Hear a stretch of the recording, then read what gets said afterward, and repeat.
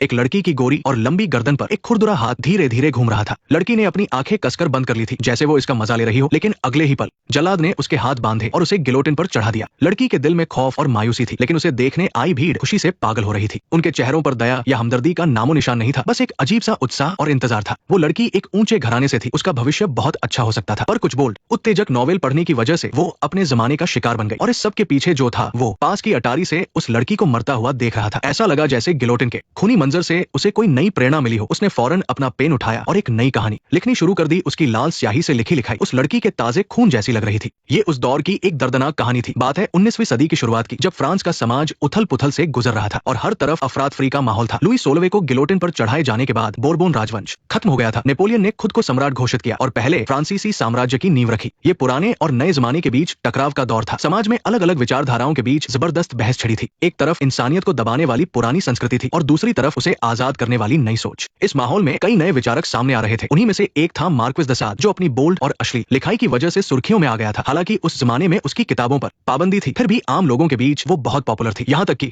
ऊंचे तबके के कई अमीर लोग भी छिपछिपाकर उन्हें पढ़ रहे थे। इस बात से पुराने ख्यालों वाला चर्च आगब बुला हो गया। यहाँ तक कि नए सम्राट बने नेपोलियन ने भी जब किताब के कुछ बोल्ड हिस्से सुने तो वो भी गुस्से से तमतमा उठे। उन्होंने न सिर्फ बाजार से उस किताब की सारी कॉपियां जब्त करने का हुक्म दिया, बल्कि लेखक का सर भी सबके सामने कलम करने को कहा। लेकिन रॉबेस्पियर को गिलोटिन पर चढ़ाए बस कुछ ही साल हुए थे और साद को तो पहले ही उसकी गंदी सोच की वजह से चैरेंटन के पागल खाने में डाल दिया गया था। नेपोलियन के सलाहकारों ने सोचा कि अगर इस वक्त साद को मौत की सजा दी गई तो जनता में फिर से हंगामा मच जाएगा। इसलिए उन्होंने नेपोलियन को एक मशहूर मनोचिकित्सक डॉक्टर रॉय का नाम सुझाया। ये डॉक्टर अपने मरीजों पर जुल्म ढाने के लिए बदनाम था। जिसके भी हाथ उसके हाथ लगते वो उसे तड़पा तड़पाकर अधमरा कर देता था। सलाहकारों का इरादा साफ था, वो इस सिरदर्द बने लेखक को चुप कराने के लिए सख्त तरीके अपनाना चाहते थे। डॉक्टर रॉय के आने से पहले चैरेंटन पागल खाने को एक नेक दिल पादरी फादर कुलमिए चलाते थे। वो न सिर्फ एक सच्चे कैथोलिक थे, बल्कि बेहद नरम दिल इंसान भी थे। वो मानते थे कि मरीजों को प्यार से समझाना चाहिए। उनका मानना था कि दिमागी मरीजों को अंदर से ठीक करके ही उन्हें सुधारा जा सकता है। इसके लिए वो मरीजों के लिए तरह तरह के कार्यक्रम और नाटक आयोजित करते थे। जब साद को वहां लाया गया तो उन्होंने उसे अपने गंदे ख्यालों को कागज पर उतारने के लिए कहा, ताकि वो अपना गुस्सा दूसरों पर न निकाले। लेकिन पादरी को अंदाजा भी नहीं था कि साद की ये मन बहलाने वाली किताबें उनकी नाक के नीचे से चैरेंटन की दीवारों से बाहर निकल जाएंगी। जब डॉक्टर रॉय ने वो छपी हुई किताब उनके सामने रखी, तब जाकर पादरी को अपनी गलती का एहसास हुआ। उन्होंने साद को जो कागज और कलम दिए थे वो असल में एक खतरनाक हथियार बन चुके थे। वो बहुत गुस्से में थे, फिर भी उन्होंने डॉक्टर रॉय को साद पर जुल्म करने से रोका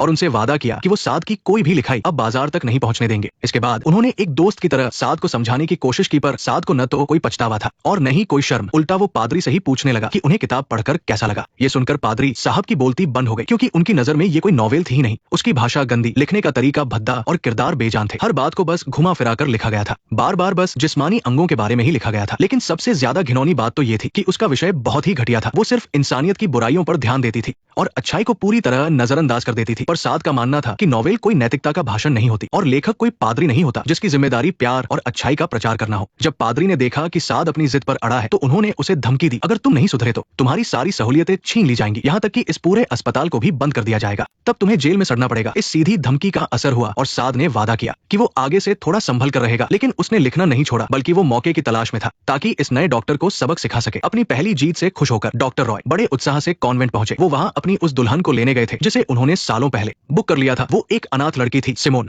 असल में डॉक्टर रॉय ने सिमोन को तभी अपना लिया था जब वो एक छोटी बच्ची थी। ननों की देखरेख में पली बढ़ी सिमोन कभी कॉन्वेंट से बाहर नहीं निकली थी। उसने दुनिया को सिर्फ किताबों में ही जाना था और अब अपनी खिलती उम्र में उसकी शादी डॉक्टर रॉय से हो रही थी। जाते वक्त बाकी नने सिमोन की किस्मत से जल रही थी कि उसे एक डॉक्टर पति मिला, क्योंकि उन जैसी अनाथ लड़कियों को या तो अकेले जिंदगी गुजारनी पड़ती या फिर जिंदगी भर नन बनकर रहना पड़ता। पर इस बेमिल शादी की खबर जल्द ही सबके लिए गॉसिप का टॉपिक बन गई। लेकिन पाखंडी डॉक्टर रॉय को इससे कोई फर्क नहीं पड़ा। उसने नेपोलियन से मिले अपने नए घर को शानदार तरीके से सजाने का काम शुरू करवा दिया। यहाँ तक कि उसने बेडरूम की खिड़कियों पर भी लोहे की सलाखें लगवा दी, क्योंकि वो सिमोन को एक चिड़िया की तरह हमेशा के लिए इस पिंजरे में कैद करके रखना चाहता था। नतीजा ये हुआ कि इस अनोखे रिश्ते की कहानी जल्द ही गली मोहल्लों में हर किसी की जुबान पर आ गई और फिर 1 से 10, 10 से 100 लोगों तक पहुंच गई और आखिर में ये बात साद के कानों तक भी जा पहुंची। बदला लेने का मौका ढूंढ रहे साद को इसमें एक सुनहरा मौका नजर आया। उसने इस बूढ़े पति और जवान पत्नी की शादीशुदा जिंदगी से प्रेरणा ली और फौरन एक नया नाटक लिख डाला। उसी दौरान फादर कुलमिए एक प्ले का आयोजन करने वाले थे जिसमें डॉक्टर रॉय और उनकी पत्नी समेत शहर के कई बड़े बड़े लोग आने वाले थे। लेकिन शो शुरू होने पर ही फादर कुलमिए को हैरानी से पता चला कि साद ने चुपके से प्ले ही बदल दिया था। उसने तो साफ साफ ये भी कह दिया कि ये प्ले